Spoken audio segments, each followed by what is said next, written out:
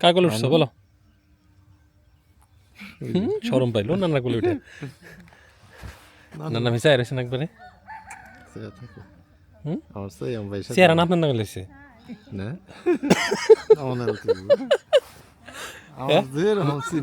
রেহানের চেহারা না তোমার আব্বুর মতো হয়েছে, তোমার চেহারা নানার মতো কালো হয়েছে। আমার বাপের মতো তো হয় না, আমার বাপ তো ফর্সা ছিল না, আপনার মতো কালো হয়েছে। গোল্ডেন কালার না জানো, নানির মতো নাই, নানার মতো কালো হয়েছো। সাদা মানুষ বাল্লা, সাদা মানুষ খেলে বসে কয় আমার বাপের মতো ফর্সাও নাই কেন, আয়াত হয়েছে আমার বাপের মতো। এটা হলো নানি বাড়িরই পাইছে। হ শীতকাল দেয় না, ফর্সা ছিল একটু কালো হয়ে গেছে পোলাটা। তেল টেল নয় শরীরে। হ্যাঁ সরষে তেল দেয়। তোর দেও না যাও বাইরে, এখন ঠান্ডা, বাইরে ঠান্ডা। হ্যাঁ নিয়ে যান। এই হাঁসের অবস্থা খারাপ না?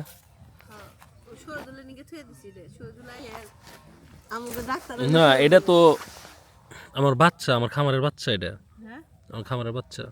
এই যে সাদা আর ইয়ের মিক্স, বুঝো না তুমি? না না না, এটা এই শুরুরটা না। আরে না, ওটার মাথা আরো বড়, আর সে হাঁস আরো বড়। এটা আমার তাহলে কোন দিয়ে হেল মেল নিয়ে গেছে তোমরা জানোই না। এটা আমার বাচ্চা, খামারের বাচ্চা, ওই সাদা আর ওই খাকির মিক্স এটা। এটা হলো ভাবি কালকে মিলাদ পড়াবে। এখন মিলাদ পড়াইলে না, আয়োজন করছে 100 মানুষের না, খাওয়াবে কি? আমি আর সম্পা একটা প্ল্যান করলাম। হ্যাঁ, ওই যে আব্বা মারা যাওয়ার পরে আমরা মোল্লা খাওয়াইলাম, ওইখানে যে খামার থেকে গরু জবাই করছিলাম। তো তোমরা যদি চাও তাহলে ওন থেকে আমি ওই 100 মানুষ খাইতে 25 কেজি মাংস হইলেই যথেষ্ট। তাহলে ওই মাংস দিয়েই খাওয়াবার পারবা। তুমি তোমার মেয়ের জামাই গো হাতে কথা কয়ে, আর হে পালসে টালসে, হ্যাঁ সেই হিসাবে না আমরা না, তাহলে একটু কথা কও, ঠিক আছে? তাহলে একটু কথা, তাহলে আর মাছ মাছ কিনুন না মনে হয়, আর সম্পর্ক কটা টাকা দিয়ে দাও, টাকা দিয়ে দাও, ওটা দিয়ে মশলা বস্তি আবি চাবি কিনুন না, চাইল বললে একজনে দিব শুনলাম বাইকনারা না, তাহলে হেরা চাইল দিলে আমি মশলার টাকাটা দিয়ে দিই আর গরুর মাংসটা দিয়ে দিই। আর তোমার মেয়ের জামাইরা যদি দুধ মুধ দিয়ে কিছু করে তাহলে সেটা কথা কওগা, কই একটু জানো আমারে, দাও টাকা দিয়ে দাও কটা। আমার পকেটে টাকা আছে, কত আছে দাও, দিয়ে দেবো তো দাও। আর একটু কই কথা কই সেটা আমার জানাও। শম্পা ভুল হয়েছে, এই যে পুরা বাড়ি বোঝায় এরকম সরিষা ফুল বুনলেই না সুন্দর লাগতো। হ্যাঁ দেখছো না?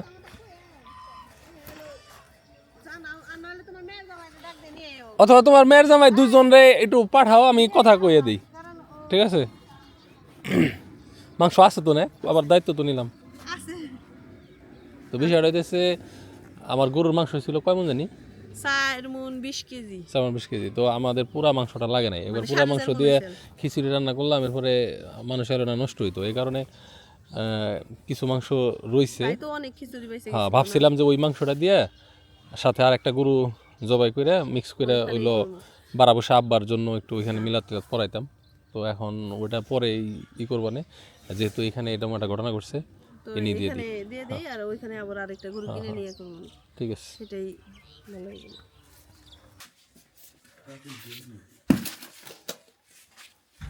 চালটা দিয়ে দাও, চালটা দিয়ে দাও। ও তাই না, মাংস বেশি। সুজা ভাইয়ের হাতে পালন করা গরু, আল্লাহ কার রিজিক করে রাখছে। হ্যাঁ তুমি 10 কেজি দিছো না স্যার?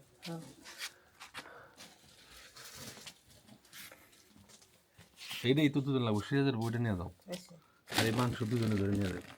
মাথায় নিব বলে মাথায় নেবেন? আচ্ছা মাথায় উঠে দিই, ধরেন।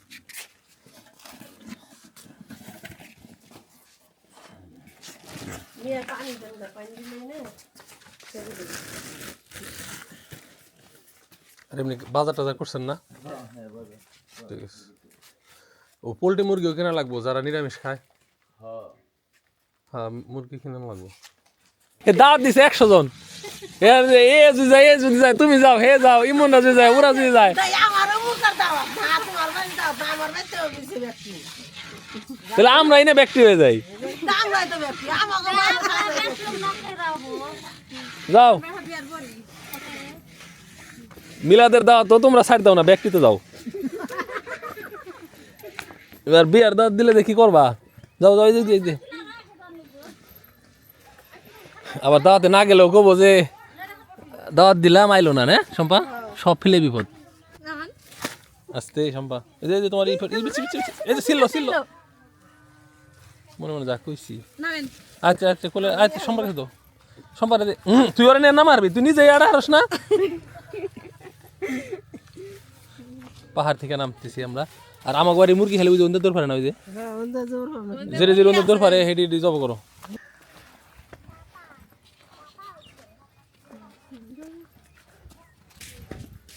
যা না মিলাদ পাইতেছে মনোযোগ ধরছে মনোযোগ ধর আমি মনোযোগ যা ধরি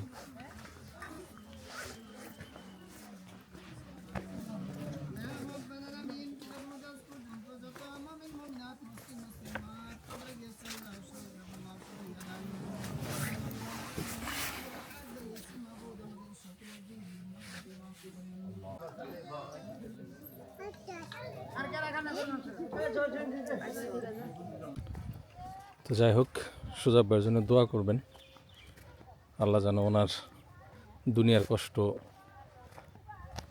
আখিরাতে শেষ করে দেয় মানে যা কষ্ট করছে উনি যেন দুনিয়াতেই করছে সব ভুল ত্রুটি ক্ষমা করে দেন আল্লাহ মাফ করে দেয় আর এই যে এদিকে আমাদের ঘি বানানো চলতেছে শীতের মধ্যে ঘি বানানো অনেক আরাম তাই না সবচেয়ে আরামের কাজ হলো এটা হ্যাঁ হ্যাঁ তো দেওয়া ম্যাডাম না দাওয়াত খেয়ে হোক মাংস মাংস ফুরিয়ে গেল কইল তোমার তো দাঁতই নাই তুমি মাংস খাইবা কাম্বা তো যে আজকে যা রে তোমার এন থেকে উঠপার মনে দেখছে না এইটা কও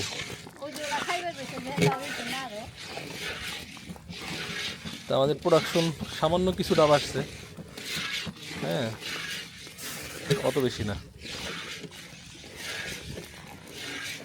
আর অল্প অল্প করে বানানোই ভালো তাতে গুণগত মানটা ঠিক থাকে আলহামদুলিল্লাহ আমাদের যে ঘি এটার রিভিউ এখন পর্যন্ত মানে শতভাগ পজিটিভ তো আজকে এই ক্ষেত খোলা খামার কাজের চাপ সব কিছু রাইখে সুজাব ভাই চলে গেছে পরপারে এগুলা এরকমই থাকবো তার পরিবর্তে অন্য কেউ এসে কাজ করবো এটাই জগতের নিয়ম